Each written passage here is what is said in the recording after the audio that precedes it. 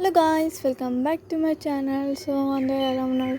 So part 2 కోసం waiting అందరు కదా. సో ఇది పార్ట్ 2 మా విలేజ్ సిరీస్. సో నేనైతే స్టార్ట్ అయిపోయాను.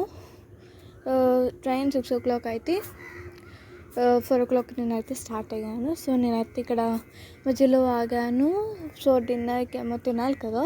సో నేనైతే బిర్యానీ తీసుకున్నాను. సో నేను డాడీ మమ్మీ అయితే డైరెక్ట్ అమీర్పేట్కి వెళ్ళి ఒక స్లింగ్ బ్యాగ్ కొనేసి మళ్ళీ కాచిగూడకి వెళ్ళిపోతున్నాం. సో మాకు కాచిగూడకి అయిపోయింది ట్రైన్.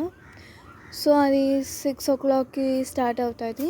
6 o'clock నుంచి మళ్ళీ మార్నింగ్ 6:30కి వైజాగ్లో దిగుతాము. సో వైజాగ్ నుంచి ట్రైన్ తీసుకుంటాము. తొందరగా వెళ్ళకపోతే బస్ తీసుకొని శ్రీకాకుళంకి వెళ్ళిపోతాం. సో మేమైతే మధ్యలో జూడియోలోకి వెళ్ళాము. ఎందుకంటే నాకు నిన్న ఒక డ్రెస్ అయితే నాకు చాలా నచ్చింది, బట్ నేను తీసుకోలేదు. సో ఎక్కడైనా దొరుకుతుంది అనుకుంటే అన్ని కలెక్షన్స్ సేమ్ ఉన్నాయి, బట్ నా డ్రెస్ అయితే దొరకలేదు. సో నేనైతే డైరెక్ట్ కాచిగూడకి వెళ్ళిపోతున్నాను. సో కాచిగూడ నుంచి వెళ్ళిపోతాం. సో 20 minutes 10 minutes ఉంది టైం. సో మేమైతే తొందరగా వెళ్ళిపోవాలి లోపలికి.